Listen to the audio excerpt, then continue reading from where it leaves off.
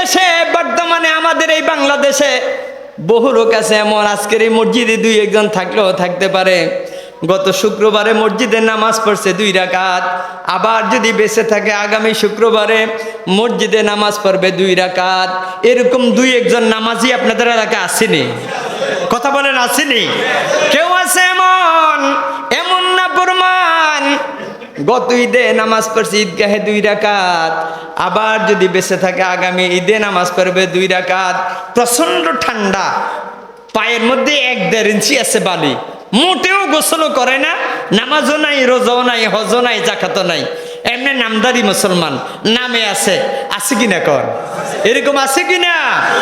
ওই লোকটা জীবনে শেষকালে তার মনে এসেছে গুনাহ নিয়ে যদি কবরে যায় আমার তো উপায় থাকবে না, আজকে থেকে আমি কোনোদিন নামাজ কাজা করব না।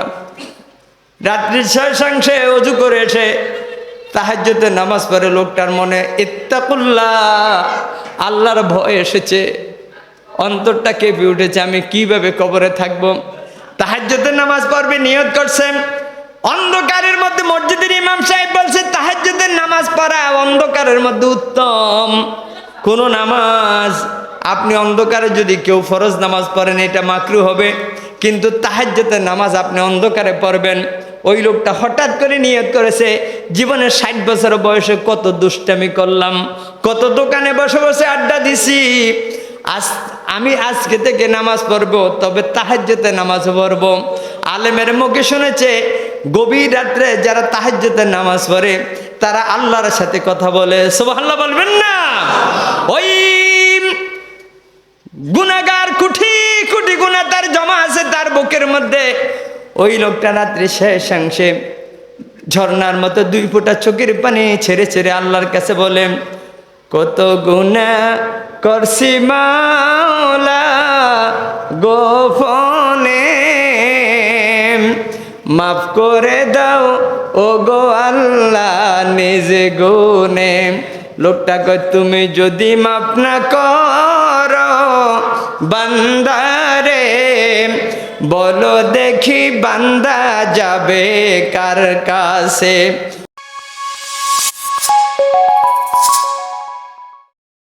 মায়ের পেট থেকে দুনিয়াতে এসেছম, এটা আরেকটা জগতে এসেছম। তোমার জীবনের মায়ের পেট থেকে আসার পর থেকে 50-60 বছর 80 বছর হায়াত, 90 বছর হায়াত, তোমার রিজিকের ব্যবস্থা করি আমি আল্লাহ। কথা বলেন, আমাদের রিজিকের ব্যবস্থা করে কে? আল্লাহ। তোমাকে আমি আল্লাহ হায়াত দিলাম, রিজিক দিলাম এই দুনিয়ায় চলার জন্য। আমি আল্লাহ রাব্বুল আলামিন তোমাকে 2টা চক্ষু দিলাম, যার 2টা চক্ষু নাই তার মতো জনম দুঃখে আর কেউ নাই। আল্লাহ বলেন বান্দা তুমি কেমনে আমি আল্লাহর কাইফা তাকফুরুনা বিল্লাহ, কেমনে আমি আল্লাহর নাফরমানি তুমি করো, কেন তুমি আমি আল্লাহর নাফরমানি করো? আল্লাহ রাব্বুল আলামিন বলেন আলাম নাজআল লাহু আইনাইন, বান্দা আমি আল্লাহ রাব্বুল আলামিন কি তোমার জন্য 2টি চক্ষু সৃষ্টি করি নাই? ওয়া লিসানা ওয়া শাফাতাইন, আমি আল্লাহ কি তোমার জন্য 2টা ঠোঁট এবং 1টা জিহ্বা তৈরি করি নাই? বান্দা যদি আমি আল্লাহ তোমাকে চোখ না দিতাম তুমি দেখতে পারতা না, কান না দিলে তুমি শুনতে পারতাম না, খুব মনোযোগ, তুমি কোনো কিছুই শুনতে পারতা না। আমাদের এলাকায় এক লোক কানে একবারে কম শোনে, লোকটা বাজারে ওই যে আমাদের দেশে যে মিষ্টি কুমড়া আছে না, এই মিষ্টি কুমড়া নিয়ে বাজারে রওনা হয়েছে। লোকে জিজ্ঞাসা করে যেটা মাথায় কি? বাঘ মারা। কথা বলেন, মাথায় কি? ওই যে লোকটা কানে শোনে না তো মোটেও, এই জন্য কয় মাথায়, আপনার মাথায় কি? বাঘ মারা। কয় জান কোন? কুমড়া। ওই যে কানে না শোনার কারণে। এই কানে শোনা এটা আল্লাহর নিয়ামত কিনা বলেন আমার যুবক ভাইরা?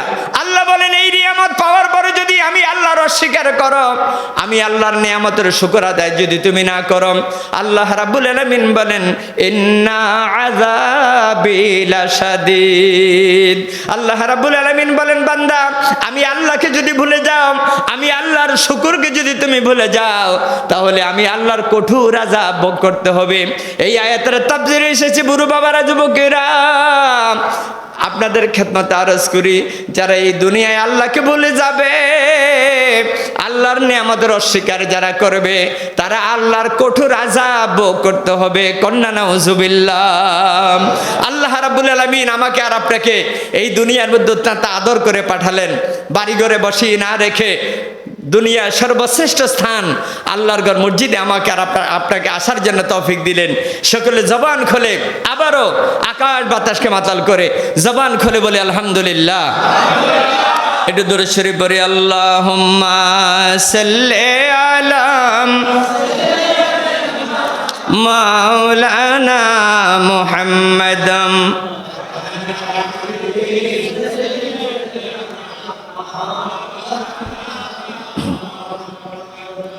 ধীরে ধীরে চলতেন নবীজি,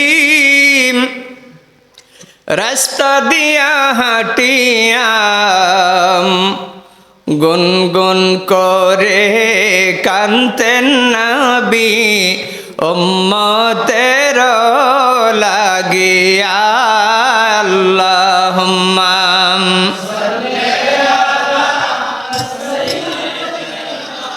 মাওলানা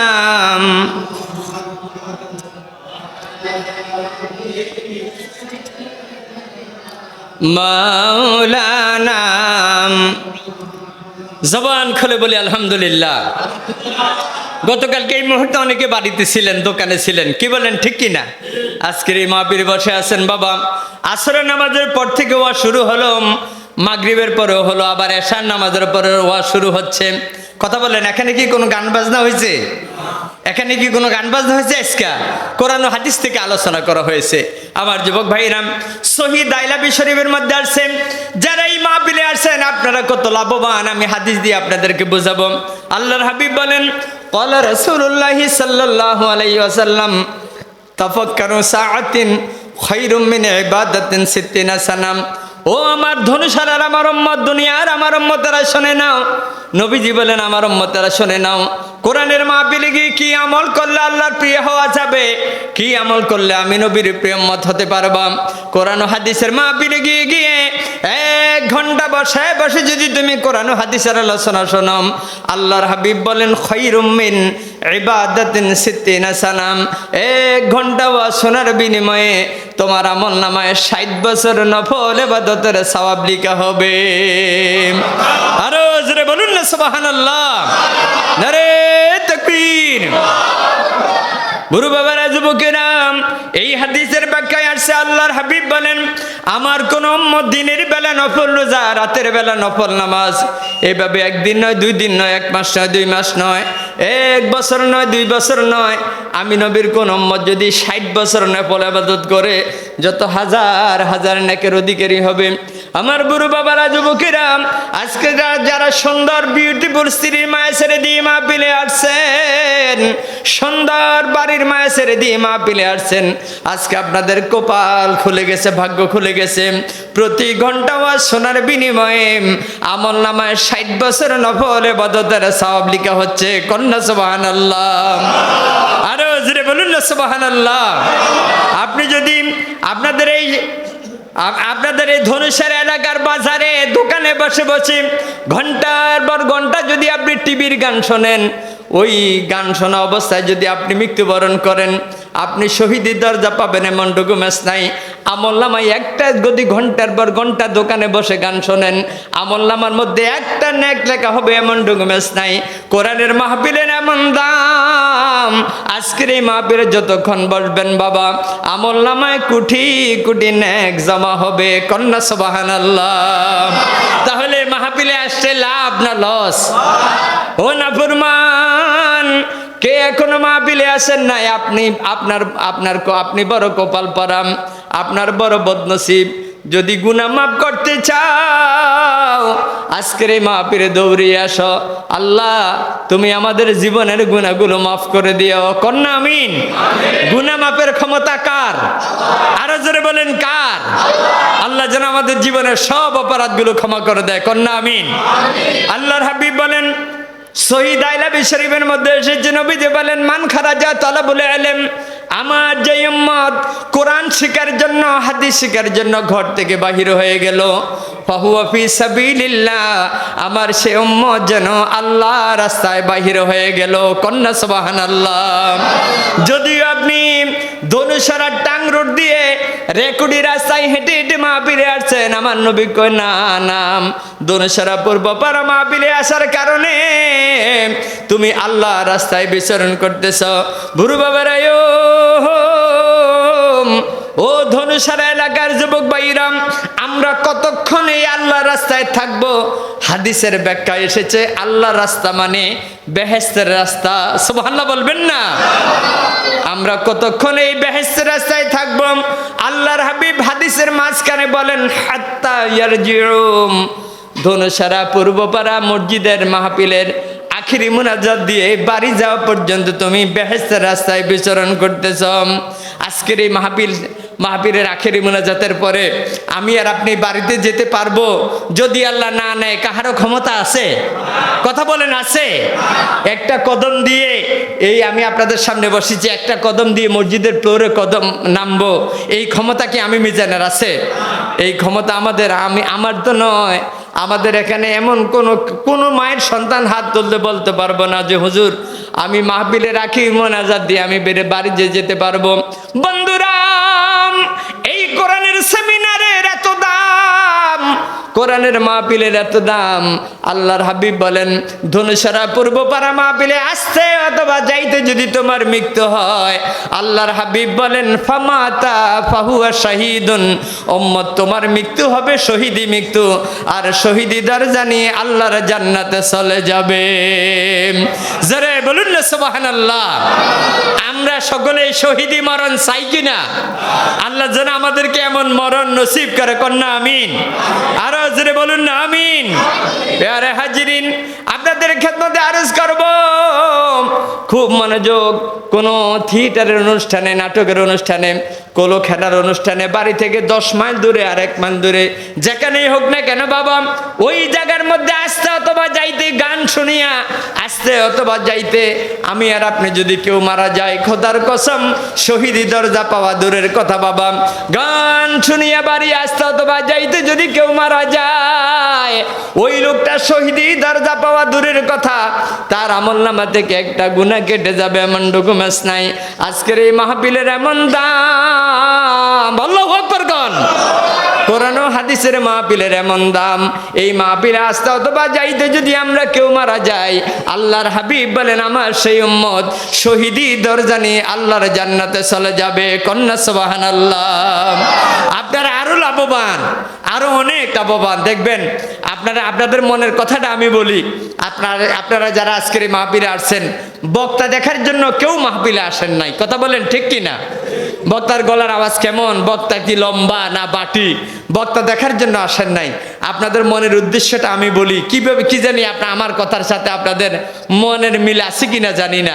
মাহফিলে এসেছেন ওই উদ্দেশ্য নিয়ে, কোরআন ও হাদিসের কথাগুলো শুনবো, ওই অনুযায়ী আমরা আমল করব। উদ্দেশ্য তো এটাই। কি বলেন? সকলের উদ্দেশ্য তো এটাই। সত্যিই যদি মন থেকে বলে থাকেন বাবা, আল্লাহর হাবিব বলেন قال رسول الله صلى الله عليه وسلم من جاءه الموت وهو يطلب العلم ليحيى به الإسلام فبينهم وبين النبيين درجة واحدة في الجنة أو كما قال رسول الله صلى الله عليه وسلم। আল্লাহর হাবিব বলেন জীবনে কোনোদিন মাদ্রাসাতে যেতে পারলো না, তোমার নসিব মন্দ, তোমার কপাল পরাম। জীবনে কোনোদিন আলেমের সামনে গিয়ে কোরআন শরীফ পড়তে পারো নাই, তোমার কপাল পরা, তোমার বড় বদনসিব। আল্লাহর হাবিব বলেন জীবনে বৃদ্ধ অবস্থায়, তোমার জীবনের শেষ জিন্দেগিতে আলেমের মাহফিলে গিয়ে কোরআনের কথা শুনেছ, হাদিসের কথা শুনেছ। মাওলানা মাহমুদুল হাসান সাহেব কোন কোন কথাগুলো বলেছে মনোযোগ সহকারে শুনেছ। আবার বাড়িতে গিয়ে আলেম বড় হুজুর কোন কথা বলেছে, মুফতি সাহেব কোন কথা বলেছে, এটা মনে মনে পড়ো। বাড়িতে গিয়ে খাওয়া দাওয়া করেন, বালিশের মধ্যে মাথা রেখে ঢাকার হুজুর কোন কথা বলেছে, এটা মনে মনে তুমি ভাবো। এই রাত্রে এই অবস্থায় যদি মালাকুল মউত তোমার সামনে আসে, তুমি মৃত্যুবরণ করতে হবে, কারণ তোমার এই বাড়ি তোমার নয়। আমানো সন্দে রোজে নজদে মাস্ত, এই আমানো সন্দে রোজে নজদে মাস্ত, দার হাকিকত মালেতে হার শাইখ দাস। এই বাড়ি তো তোমার নয়, এই জায়গা তোমার নয়। ওই যে ধনুসরা এলাকার জমিন, কয়েকখানি জমির মালিক, এই আসল এই জমির মালিক কিন্তু তুমি নয়। যদিও সিএস কতিয়ানে এই জমিনের মালিক ছিল তোমার দাদা, আর এস কতিয়ানে তুমি বর্তমানে, বিএস কতিয়ানে তোমার ছেলে, কিন্তু এই বাড়ির এই জমিনের আসল মালিক হলো আমার আল্লাহ। কে? আল্লাহর এই জমিনে শুয়ে রাত্রিবেলা ওই যে আজকের এই মাহফিলের সম্মানিত প্রধান অতিথি মাওলানা মাহমুদুল হাসান সাহেবের কথাগুলো তুমি মনোযোগ সহকারে শুনেছ। বাড়িতে গিয়ে বালিশের মধ্যে মাথা রেখে আল্লাহর জিকির করে ঘুমাও। আল্লাহর হাবিব বলেন ওই অবস্থায় যদি তোমার মৃত্যু হয়, আল্লাহর হাবিব বলেন উম্মত, কোরআন শিখা অবস্থায় যদি তোমার মৃত্যু হয়, আমি নবী ফতুয়া দিলাম তুমি আমি নবীর সাথে এক জান্নাতে থাকবে। সোহবতে সালেহ তোরা সালেহ কোনাদ, সোহবতে তালেহ তোরা তালেহ কোনাদ। অর্থ হলো সৎসঙ্গে স্বর্গবাস, অসৎ সঙ্গে সর্বনাশ। ও যুবকেরা, খেদমতে আরজ করি, ভালো মানুষের সাথে চলাফেরা করবেন। ভালো মানুষের সাথে চলাফেরা করলে আপনার হাসর ওই ভালো মানুষের সাথে হবে, নামাজির সাথে আপনার হাসর হবে। বলেন সুবহানাল্লাহ। আমার গুরু বাবারা, যুবক ভাইরা, আলেমদেরকে সম্মান করবেন তো? এখন তো আলেমদেরকে দেখলে বিভিন্ন ধরনের টিটকারি, দিল বড় জ্বালা রে পাঞ্জাবিওয়ালা, নাউজুবিল্লাহ বলেন না। আলেমদেরকে সম্মান করবেন। আমার গুরু বাবারা, যুবক ভাইরা, আমার ওস্তাদ ফাজিল দ্বিতীয় বর্ষে, কিতাবের নাম হলো আকায়েদে নসফি। আমার ওস্তাদ আমাদেরকে বলতেছে, এবার তোমরা ওয়াজ করছো, ছাত্ররা আমাদেরকে বলছে তোমরা ওয়াজ করছো এতক্ষণ, আমি এখন ওয়াজ করি, তোমরা শোনো। হাদিসটা কি? যারা যদি কাহারো কাছে নোট থাকে নোট করতে পারেন। قال رسول الله صلى الله عليه وسلم ان العالم والمتعلم اذا مر على قريه। নবীজি বলেন, নিশ্চয় নিশ্চয় আমি নবীর ওয়ারিস, আল উলামা ওয়ারাসাতুল আম্বিয়া। আমি নবীর ওয়ারিস একজন হক্কানি আলেম, যে আলেম এলেম শিখলো যেমন আমল করে তেমন, এমন একজন হক্কানি আলেম। আজকে মনে পড়ে গেল এই মুহূর্তে ধনুসরা হুজুরের কথা। আল্লাহর ওলি অন্ধকার কবরে ঘুমায়, আমলেও করা ছিল। কথা বলেন ঠিক কিনা? আজকে ধনুসরার জমিন, এই ধনুসরা এলাকার মানুষগুলো আপনারা ধন্য। এই গ্রামে আল্লাহর ওলিরা ঘুমায়, আল্লাহর ওলিরা মরে না, আল্লাহর ওলিরা কবরের মধ্যে জিন্দা। আল্লাহু আকবার কোন। আল্লাহর ওলিদের রিজিকের ব্যবস্থা আমার আল্লাহ কবরে করে দেয়। আল্লাহর ওলিরা কবরে আল্লাহকে ডাকে, আল্লাহকে ডাকে, আল্লাহ রাব্বুল আলামিন তাদের রিজিকের ব্যবস্থা কবরে করে দেয়। বলেন সুবহানাল্লাহ। আমার বড় বাবারা, যুবকেরা, খুব মনোযোগ। একজন হক্কানি আলেম, যে আলেম এলেম শিখলো যেমন আমল করে তেমন। ইন্নাল আলেমা ওয়াল মুতাআল্লিমা, একজন ছাত্র, যেই ছাত্র আল্লাহ আল্লাহ রাসূলকে পাওয়ার জন্য কোরআন ও হাদিস পড়ে, এমন একজন হক্কানি আলেম অথবা ছাত্র, ইজা মাররা আলা কারিয়াতিন, যদি কোনো গ্রামের উপরে দিয়ে হেঁটে যায়। আমার কথা বুঝেন তো আপনারা?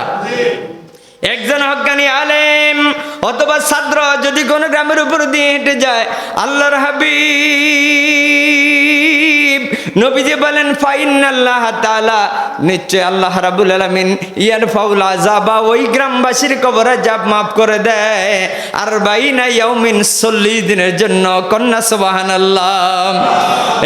একজন আলেম যদি কোনো গ্রামের উপর দিয়ে হেঁটে যায়, 40 দিনের জন্য গ্রামবাসীর কবর আযাব মাফ। আমরা যে গুনাহ করেছি, আমাদের কলবে যে গুনাহ আছে, খুব মনোযোগ। আল্লাহ বলেন, কাঁদলে গুনাহ মাফ হয়, কাঁদলে সিনা সাফ হয়, কাঁদলে আমি আল্লাহ খুশি হই। বলেন সুবহানাল্লাহ। আরো জোরে বলুন না সুবহানাল্লাহ। এই যুবকেরা, খেদমতে আরজ করি, কঠিন গুনাহ করে ফেলেছি। দুনিয়ার কোনো মানুষ আমার আর আপনার গুনাহ মাফ করতে পারবে না। গুনাহ মাফের ক্ষমতা কার? আল্লাহ রাব্বুল আলামিন বলেন, বান্দা অপরাধ করেছ, যদি খালেস তওবা করো, জীবনের 30 বছর বয়স, 50 বছর বয়স, 80 বছর বয়সে গুনাহ করতে করতে করতে গুনার সাগরে হাবুডুবু খাও। আল্লাহ বলেন বান্দা খুব মনোযোগ, তুমি যদি এমন তাওবা পরম, আল্লাহ আমি জীবনে কঠিন গুনাহ করে ফেলেছি, 30 বছর বয়স আপনাকে 30টা সেজদাও দেই নাই, কোনোদিন রোজা রাখি নাই, নামাজ পড়ি নাই। এই দেশে বর্তমানে আমাদের এই বাংলাদেশে বহু লোক আছে এমন, আজকের এই মসজিদে 2-1 থাকলেও থাকতে পারে, গত শুক্রবারে মসজিদে নামাজ পড়ছে 2 রাকাত, আবার যদি বেঁচে থাকে আগামী শুক্রবারে মসজিদে নামাজ পড়বে 2 রাকাত। এরকম 2-1 নামাজি আপনাদের এলাকায় আসেনি? কথা বলেন আসেনি? কেউ আছে এমন? এমন না প্রমাণ, গত ঈদে নামাজ পড়ছে ঈদগাহে 2 রাকাত, আবার যদি বেঁচে থাকে আগামী ঈদে নামাজ পড়বে 2 রাকাত। প্রচন্ড ঠান্ডা, পায়ের মধ্যে 1-1.5 ইঞ্চি আছে বালি, মোটেও গোসলও করে না, নামাজও নাই, রোজাও নাই, হজও নাই, জাকাতও নাই, এমনি নামদারি মুসলমান নামে আছে। আছে কিনা কর? এরকম আছে কিনা? ওই লোকটা জীবনে শেষকালে তার মনে এসেছে গুনাহ নিয়ে যদি কবরে যায় আমার তো উপায় থাকবে না, আজকে থেকে আমি কোনোদিন নামাজ কাজা করব না।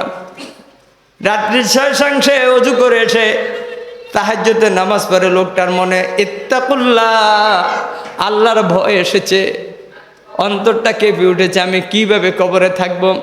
তাহাজ্জুদের নামাজ পড়বে নিয়ত করছেন, অন্ধকারের মধ্যে মসজিদের ইমাম সাহেব বলছে তাহাজ্জুদের নামাজ পড়া অন্ধকারের মধ্যে উত্তম কোন নামাজ। আপনি অন্ধকারে যদি কেউ ফরজ নামাজ পড়েন এটা মাকরু হবে, কিন্তু তাহাজ্জুদের নামাজ আপনি অন্ধকারে পড়বেন। ওই লোকটা হঠাৎ করে নিয়ত করেছে জীবনের 60 বছর বয়সে কত দুষ্টামি করলাম, কত দোকানে বসে বসে আড্ডা দিছি, আমি আজকে থেকে নামাজ পড়বো, তবে তাহাজ্জুদের নামাজ পড়বো। আলেমের মুখে শুনেছে গভীর রাত্রে যারা তাহাজ্জুদের নামাজ পড়ে তারা আল্লাহর সাথে কথা বলে। সুবহানাল্লাহ বলবেন না? ওই গুনাহগার কোটি কোটি গুনাহ তার জমা আছে তার বুকের মধ্যে। ওই লোকটা রাত্রি শেষাংশে ঝর্ণার মতো 2 ফোঁটা চোখের পানি ছেড়ে ছেড়ে আল্লাহর কাছে বলে, কত গুনাহ করছি মাওলা গোপনে, মাফ করে দাও ও গো আল্লাহ নিজে গুনে। লোকটা কয় তুমি যদি মাফ না করো বান্দারে, বলো দেখি বান্দা যাবে কার কাছে। ওই লোকটা গুনার কথা স্মরণ করে আস্তাগফিরুল্লাহ রাব্বি মিন কুল্লি যামবি ওয়া আতুবু ইলাইহি লা হাওলা ওয়ালা কুওয়াতা ইল্লা বিল্লাহিল আলিয়্যিল আযীম। লোকটা নামাজ পড়ে আল্লাহর কাছে ক্ষমা চায়। আল্লাহ রাব্বুল আলামিন বলেন, ও বান্দা তুমি জীবনের 60 বছর বয়সে গুনার গাঠুরি মাথায় নিয়ে আমি আল্লাহর কাছে ক্ষমা চেয়েছ। আল্লাহর নবী বলেন খুব খেয়াল, আল্লাহর হাবিব বলেন আমার উম্মতটা আল্লাহকে এমনি ভাবে ডাকে, আর আমি নবী ফতোয়া দিয়ে দিলাম ক্বালা রাসূলুল্লাহ সাল্লাল্লাহু আলাইহি ওয়াসাল্লাম আত্তাইবু কামাল্লা জামবালাহু। খুব মনোযোগ, কোন মানুষ যদি খালেস তওবা করে আল্লাহর দরবারে কাঁদে, আমার নবীজি বলছেন আমার সেই উম্মতটা এমন নিষ্পাপ হয়ে যাবে, আমার ওই উম্মতটা যেন জীবনে কোনো গুনাহ করে নাই। আরো জোরে বলুন না সুবহানাল্লাহ। আমি আরো কিছু কথা বলবো, আপনারা কি শুনবেন? প্রত্যেকদিন তো মাহফিল হয় না, আপনাদের কাছে ভালো লাগে তো? আপনারা সবাই বেহেশতি কন্যা সুবহানাল্লাহ। অনেকে মনে মনে ভাবতেছেন মনিরি আপনি বলছেন আমাদের কাছে ভালো লাগে, আমরা বলছি হ্যাঁ, আর আপনি আমাদেরকে বেহেশতের সার্টিফিকেট দিলেন আমরা বেহেশতি। এটা আমি দেই নাই, এটা আল্লাহ নবীর জবান মোবারকের কথা কন্যা সুবহানাল্লাহ। বলবেন হুজুর এই কথাটা কি? একজন সাহাবী আমার নবীর কাছে ডেকে বলে, হুজুর ওগো আল্লাহর হাবিব মাল মোমেন কারা বেহেশতি লোক কারা? আল্লাহর হাবিব বলেন ক্বালা রাসূলুল্লাহ সাল্লাল্লাহু আলাইহি ওয়াসাল্লাম ইজা সাররাতকা হাসানাতুকা ওয়া সাআতকা সাইয়্যাতুকা। ও সাহাবী যাদের কাছে নামাজ ভালো লাগে, আপনাদের কাছে নামাজ ভালো লাগে তো? ও সাহাবী যাদের কাছে কোরআন শরীফ তেলাওয়াত করতে ভালো লাগে, জিকির করতে ভালো লাগে, কোরআন শুনতে ভালো লাগে, হাদিস শুনতে ভালো লাগে, এই হাদিসের ব্যাখ্যায় আছে ও ধনুষের এলাকার যুবক গুরু বাবারা, মাছ পানি পাইলে তার কাছে যত ভালো লাগে, আজকে যারা সত্যি মন থেকে বলছেন হুজুর কোরআন হাদিসের আলোচনা ভালো লাগে, আল্লাহর হাবিব বলেন মাছ পানি পাইলে তার কাছে যত ভালো লাগে, মোমেনদের কাছে নেকের কাজ করলে যাদের কাছে ভালো লাগবে ও সাহাবীরা, ওই মানুষগুলো হলো বেহেশতি। কন্যা সুবহানাল্লাহ। আপনাদের কাছে ভালো লাগে তো? আপনারা বেহেশতি। কন্যা সুবহানাল্লাহ। হুজুর জাহান্নামের কারা? আল্লাহর হাবিব বলেন যাদের কাছে নামাজ ভালো লাগে না, যাদের কাছে জিকির ভালো লাগে না, দুরুদ ভালো লাগে না, কোরআন শুনতে ভালো লাগে না, হাদিস শুনতে ভালো লাগে না, ফাঁকি খাসাই বললে তার কাছে যত ছুটপুট লাগে কখন বাহির হবে। আল্লাহর হাবিব বলেন যারা, অনেক লোক আছে এমন, আপনাদের এই গ্রামে দুই একজন থাকতে পারে, যদিও ধনুষারা পর্ব পূর্বপাড়া জামে মসজিদের জন্য 500 টাকা চাঁদা দেয়, যা মাপির সহযোগিতা করে, লোকটা মনে মনে কয় আমি জরিমানা দিলাম, নাউজুবিল্লাহ কোন। এরকম হাজারে লাখে দুই একজন লোক পাওয়া যায়, যায় কি না? আল্লাহ যেন তাদেরকে হেদায়েত দেয়। কন্যা আমিন। আরো জোরে বলুন না আমিন। আল্লাহর হাবিব বলেন যাদের কাছে নামাজ ভালো লাগে না, জিকির ভালো লাগে না, দুরুদ ভালো লাগে না, ও সাহাবীরা আমি নবীর কাছে জানতে চেয়েছো তারা হলো জাহান্নামী। কন্যা নাউজুবিল্লাহ। আবার বন্ধুরা আপনাদের খেদমতে আরজ করি, আমার আল্লাহ যে বলেছেন তোমরা বেশি বেশি করে কাঁদো, কম কম করে তোমরা হাসো, এই ব্যাপারে আমার নবীজির একখানা হাদিস আপনাদের কাছে শোনাবো, ছোট্ট একখানা। আল্লাহর হাবিব বলেন ক্বালা রাসূলুল্লাহি সাল্লাল্লাহু আলাইহি ওয়াসাল্লাম মান বাকা লিল্লাহি খাশিয়াতান ফাকাদ হারামাল্লাহু আলাইহিন নার।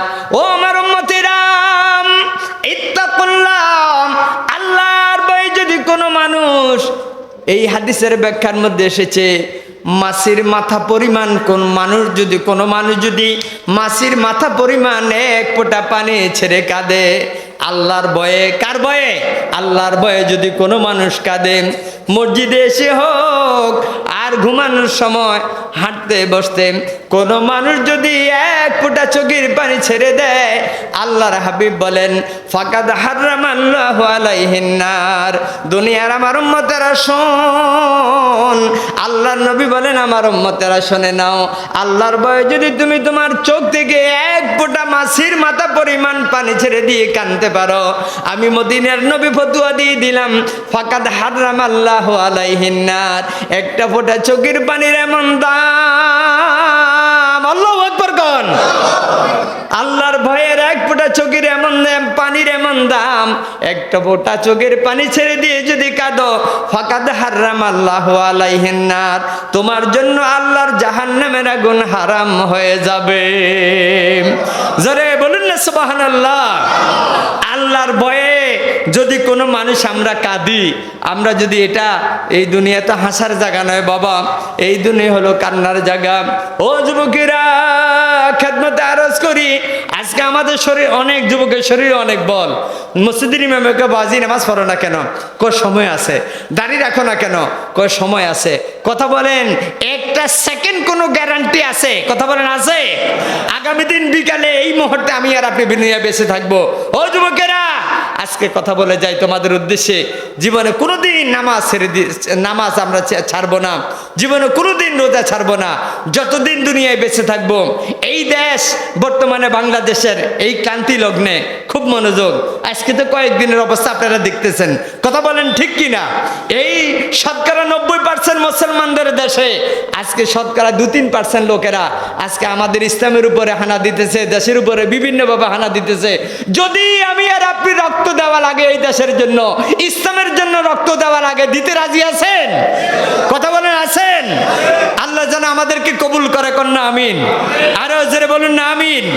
আবার যুবক ভাইরা, আবার বড় বাবারা, আপনি যদি যৌবন বেলায় যদি আমি আর আপনি নামাজ পড়ি, 20-30 বছর বয়সে যদি আমি আর আপনি নামাজ পড়ি, আমাদের এলাকায় আমার মতো 30 বছরের যুবক তো আমার বাবাও ছিল, আমার মতো 50 বছরের লোক, আমার মতো 35 বছরের যুবক তো আমার দাদাও ছিল।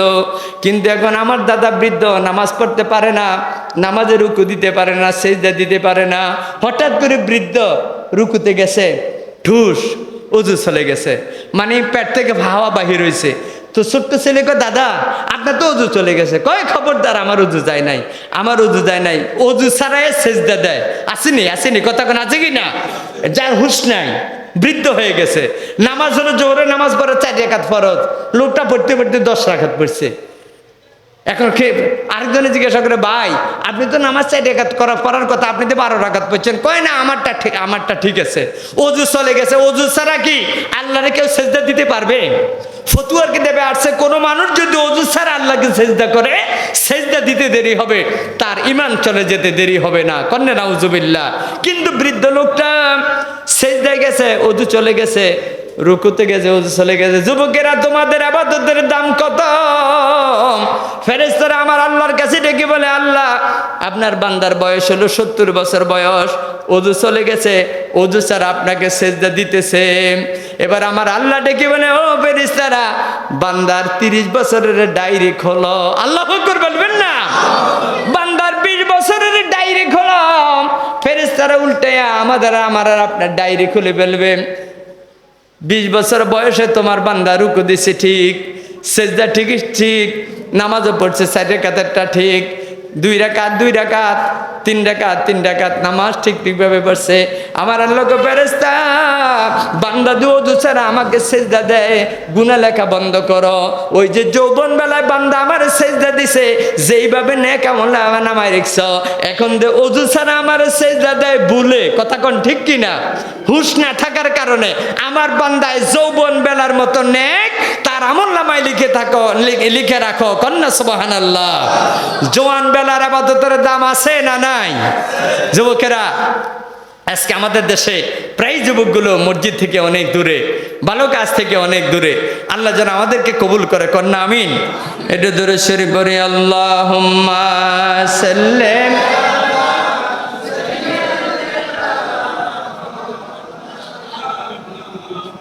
وعلى آل سيدنا مولانا আল কোরআনের আলো নিয়ে আসলেন নবী দরায়, সারা জাহান এতিম বানাইয়া শোয়ে আছেন মদিনায়। আল্লাহুম্মা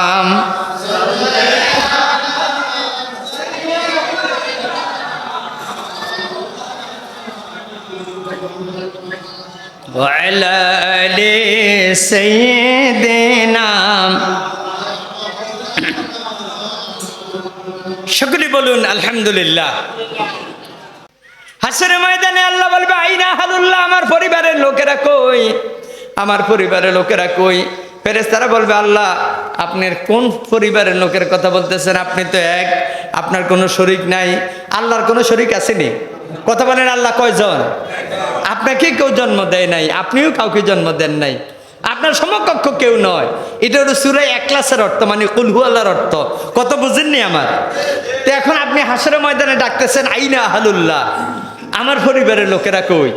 আরবিতে বলবে আর কি, অর্থ হলো আমার পরিবারের লোকেরা কই? ফেরেশতাদেরকে আমার আল্লাহ ডেকে বলেন ও ফেরেশতারা দুনিয়ার মসজিদগুলোকে কার ঘর বলা হতো? 14 গ্রাম আল্লাহর ঘর মসজিদ কার? কয় আপনার। দনুসরা মসজিদ কার? কয় আপনার।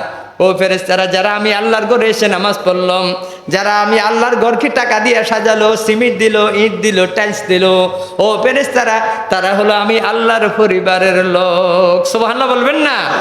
আল্লাহর পরিবারের লোক কারা কারা হইতে চান হাত তোলেন। নারে তাকবীর, নারে তাকবীর। আমরা আল্লাহর পরিবারের লোক হইতে চাই কি না? হাত নামান, আল্লাহ যেন কবুল করে। কন্যা আমিন। আরো জোরে বলুন না আমিন। আল্লাহর মসজিদ, আল্লাহর ঘর মসজিদের জন্য নবীজি বলছেন মাম বানা লিল্লাহি মাসজিদান, আমার যে উম্মত আল্লাহর ঘর মসজিদ নির্মাণ করলো, মসজিদ বানালো, বানাল্লাহু লাহু বাইতান ফিল জান্নাহ, তার বিনিময়ে দুনিয়ার মাটির তৈরি ইট দিয়ে মসজিদ বানালো, আমার আল্লাহ স্বর্ণের তৈরি, রূপের তৈরি ইট দিয়ে আমার আল্লাহ বেহেশতের মধ্যে তার জন্য ঘর বানাবে। কন্যা সুবহানাল্লাহ। আরো জোরে বলুন না সুবহানাল্লাহ। গত কিছুদিন আগে দেখছি মসজিদের আল্লাহর ঘরে দান খরাতের ব্যাপারে ফতুয়ার কিতাবের মধ্যে আসছে বর্তমানে আমাদের দেশে একটা ইট হয়তো 12 টাকা কিংবা 13 টাকা কিংবা 12.5 টাকা। দুনিয়ার কোনো মানুষ যদি একটা ইট কিনে দেয় 13 টাকা 14 টাকা দিয়ে, ইটটা যদি একটা ইট যদি কোনো মানুষের মসজিদের মধ্যে লাগানো থাকে, হাসরের ময়দানে এই মাটির তৈরি ইটে ওই বান্দা বাড়ি হলো দনুসরা, এটার আব্দুর রহিম হোক আর আব্দুল করিম হোক, এই মসজিদের ইটের জবান খুলে যাবে, বলবে আল্লাহ তোমার বান্দা 90 বছরে যদি কোনো গুনাহ করে থাকে, গুনাহ জমা আছে ঠিক, তবে আমি তোমার ঘর মসজিদের জন্য একটা ইট কিনে দিছে, তোমার এই বান্দার জন্য আমি মামলা দায়ের করি, তোমার ঘরে একটা ইট কিনে দেওয়ার কারণে চাও তো তুমি সব গুনাহ মাফ করতে পারবে। কথা বলেন ঠিক কিনা? তখন আল্লাহর রহমতের সাগরে জোয়ার আসবে, বলবে বান্দা আমি আল্লাহর ঘরে একটা ইট দিয়ে দেওয়ার কারণে আজকে তোর 90 বছর 70 বছর জীবনের সব অপরাধ ক্ষমা করে দিলাম। কন্যা সুবহানাল্লাহ।